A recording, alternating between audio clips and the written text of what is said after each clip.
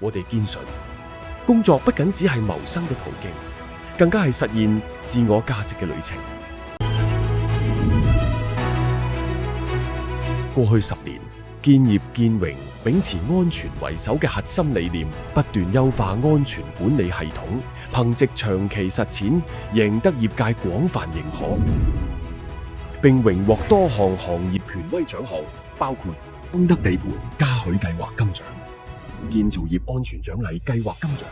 土木工程拓展署工地安全金獎、優質公共房屋建造及保養維修大獎、港鐵物業工程部安全承建商獎。呢啲榮譽見證咗我哋對安全嘅堅定承諾，更驅使我哋以更高標準守護每位員工嘅安全。用經驗分享為核心，推動安全管理知識嘅雙向傳遞。2024年6月29日，我哋更舉辦咗安全承諾誓師大會，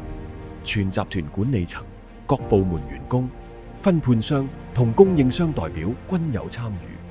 透過集體簽署安全承諾書，共同承諾落實安全為首嘅核心理念。我哋透過更具感染力嘅影視媒介，製作咗2部非一般嘅安全微電影。影片結合真實案例與工地場景，以劇情化表達，深刻呈現工地安全嘅重要性，讓工友真切體會到一次意外可能對個人與家庭造成嘅巨大傷害。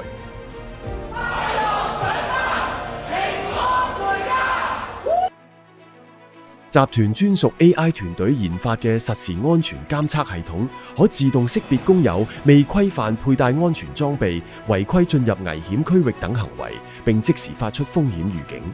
此外，IT 團隊研發嘅電子許可證，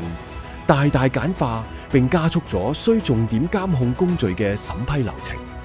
確保每道工序嚴格符合安全標準，實現安全監管強化與流程效率優化嘅雙重提升。通過營造安全環境與融入對團隊嘅關懷，我哋竭力確保每位工友每日平安回家，與家人共享溫馨時光。呢個係我哋不變嘅初心與承諾。